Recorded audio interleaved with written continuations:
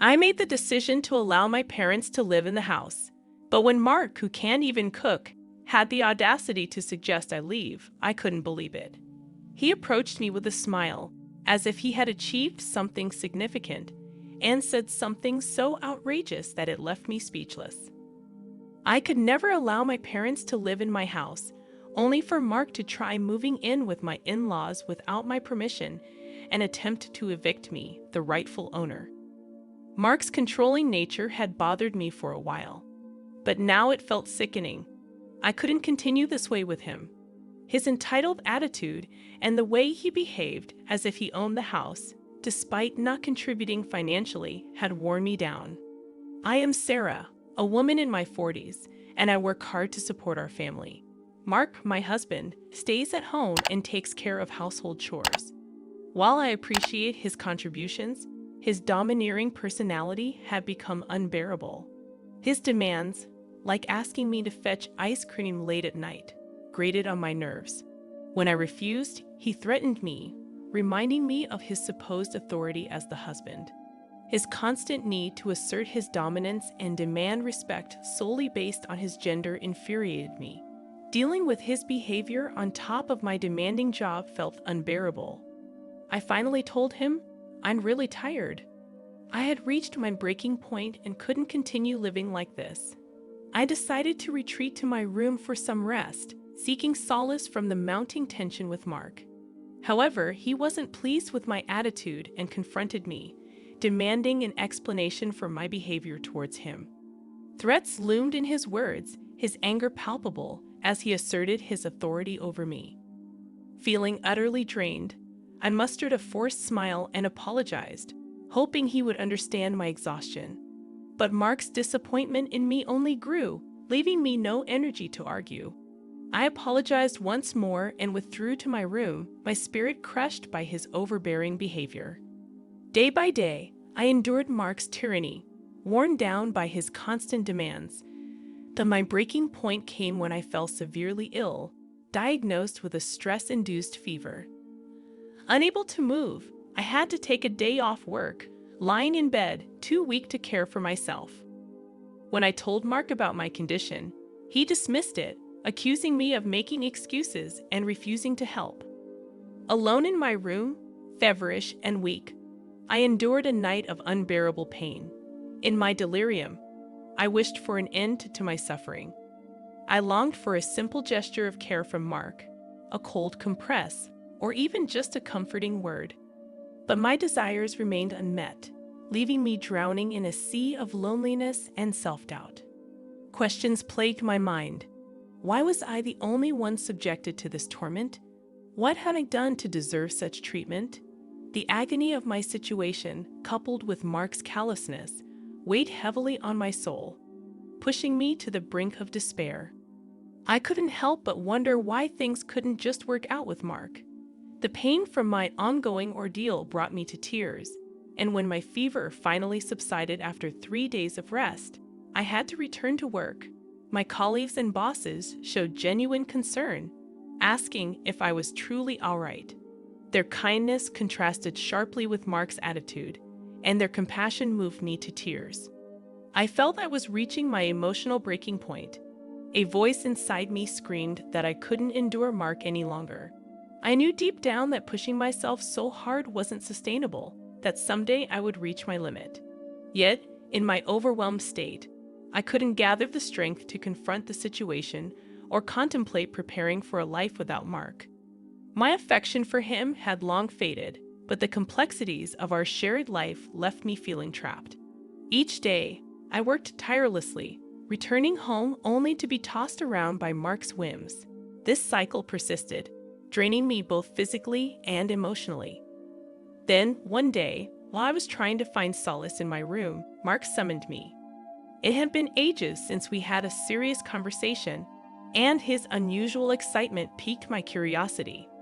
As I settled down for the discussion, Mark, with a fervor I hadn't seen before, dropped a bombshell. He intended to let his parents live in our house. His callous remark about my inability to cook stung, but what struck me even harder was his plan to force me out. I couldn't fathom the selfishness behind his words. Mark, without considering my feelings, proceeded to outline his agenda. He wanted to change the house's ownership to include his parents, divorce me, and start a new family. He declared that these decisions were final and that my objections wouldn't change a thing. I felt a wave of dizziness wash over me, unable to comprehend the decisions he'd made without any regard for my emotions. When I broached the idea of living together, my parents were elated. They must have missed me dearly. It was my responsibility to be there for them as the man of the house. However, Mark, consumed by his own desires, arrogantly embraced the term man of the house, utterly oblivious to my feelings. I knew I couldn't continue this way with him. It was simply impossible. Mark chuckled dismissively, claiming that my love for him blinded me. He apologized insincerely, asserting that he only wanted to take care of his family. But I had no affection left for him. All that remained was my astonishment at his selfishness and my regret for not ending things sooner. I despised my past weakness for allowing him to take advantage of me. Why hadn't I cut ties with him earlier? If I had, he wouldn't have exploited me so ruthlessly or displayed such selfish arrogance. Mark seemed to misunderstand, assuming my reluctance for divorce meant lingering love. To clarify my feelings, I declared, "I'll leave then." Mark, clearly unprepared for my agreement to a divorce and my willingness to leave, was stunned. He had to brace himself for the challenging times ahead. The past version of me, always bailing him out, was no more. From now on, no matter what happened to Mark, I wouldn't offer my help, for we wouldn't be a couple anymore. Mark stared at me in shock, frozen in place, providing me with the perfect opportunity to head to my room and pack the essentials. Larger items would have to be left behind. Today, it seemed evident that I needed to hire movers soon. As I prepared to leave, Mark approached me hastily, questioning my decision. "Are you sure about this? If we divorce, we'll be strangers," he said. I responded with a serene smile. "I've already fallen out of love with you. Letting go of what's not needed feels liberating." My words hung in the air, leaving Mark looking utterly lost. I nodded, thanking him for everything, and walked away from our house. Back at my parents' place, I explained the situation to them. Their initial fury at Mark's behavior subsided when they realized I had a plan. With their support, I started my recovery process. The first step was the divorce. After sending the papers, Mark messaged me, expressing uncertainty about the situation. I clarified my feelings, and he went silent. A few days later, I received the completed divorce papers from him, promptly filled out my parts, and submitted them to the county office. Now, Mark and I were complete strangers. I no longer had the responsibility of supporting the household as his wife. During the divorce, we divided our assets. Mark claimed the house, a burden to me from the start, so I gladly gave it up. Instead, I opted for alimony since Mark wasn't working. His parents covered it, but he seemed to be actively job hunting, probably planning to repay them once he found stable employment. However, reality had a way of challenging even the best laid plans. A month passed since the divorce was finalized, and I moved into a new home, enjoying a peaceful life. Then, I received a call from Mark. Annoyance bubbled within me, but ignoring him might create more problems. So, for the sake of my own future, I decided it was time to address the situation. "Hello, what do you want after all this time?" I answered the phone, my patience worn thin from dealing with Mark. His desperate plea for help barely registered as I urged him to get to the point. "Please, help me," he implored. His tone, though desperate, only elicited a cynical laugh from me. I anticipated Mark being in a tough situation, but the severity of his predicament surprised me. "Well, what happened?"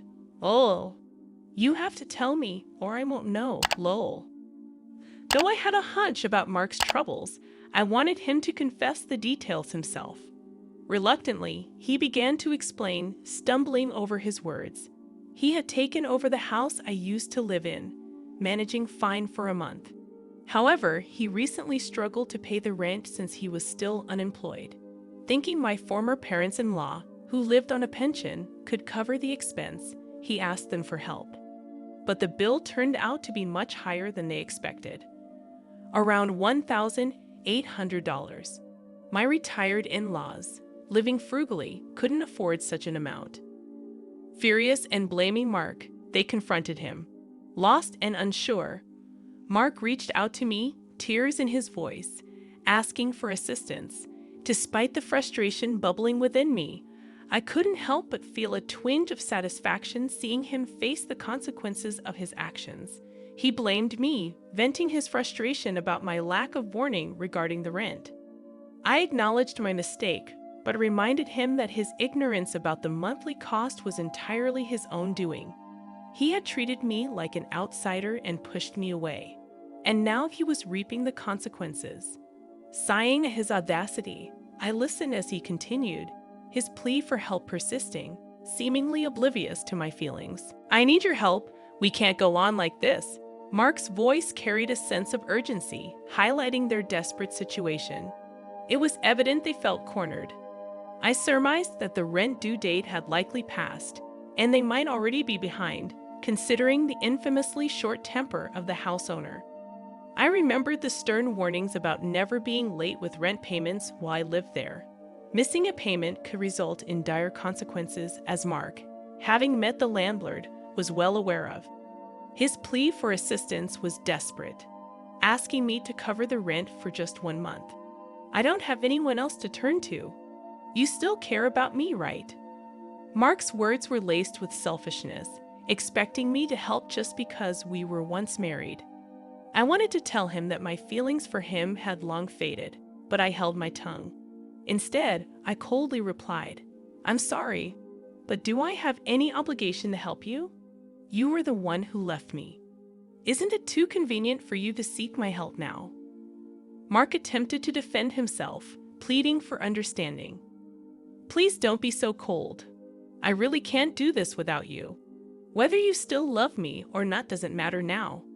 We used to be married. Can't you help me out just this once?" "No," I stated firmly, my patience wearing thin. "It's been a long time since I stopped loving you. You left me, and even before that, my feelings for you had already cooled." My response carried the weight of frustration and despair that had built up inside me over time. When I uttered those words, I could hear Mark's dejected voice on the other end of the phone.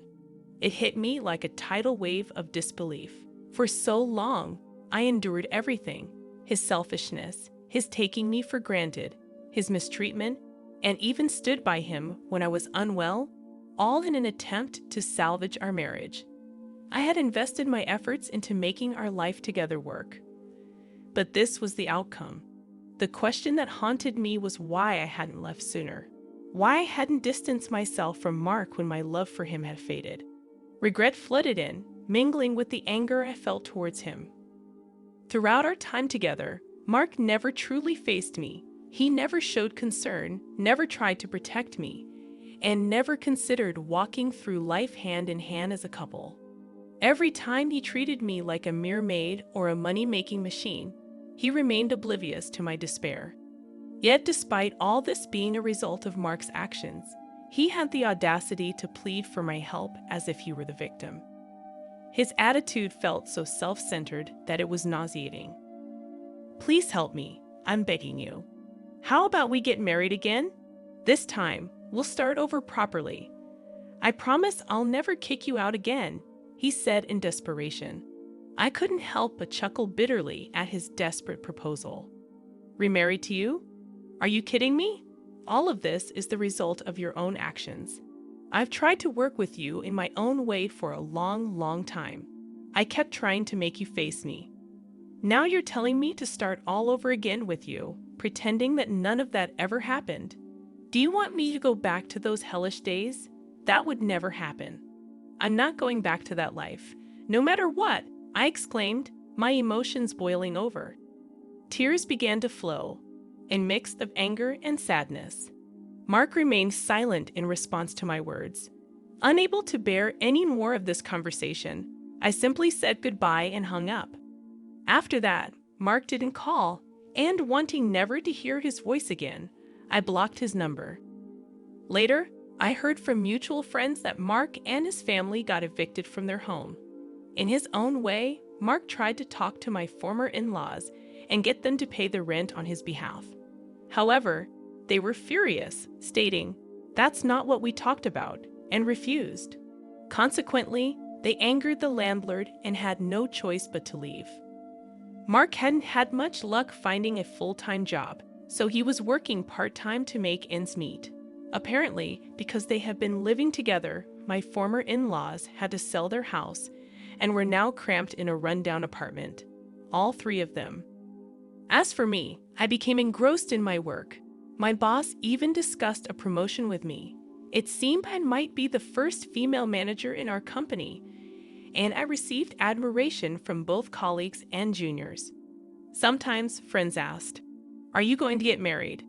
To be honest, after being forced into that kind of life, I had a negative view of marriage. The idea of dating a man or getting married again didn't appeal to me, but life was long, and there was no need to rush. In this generation, many people go their entire lives without getting married.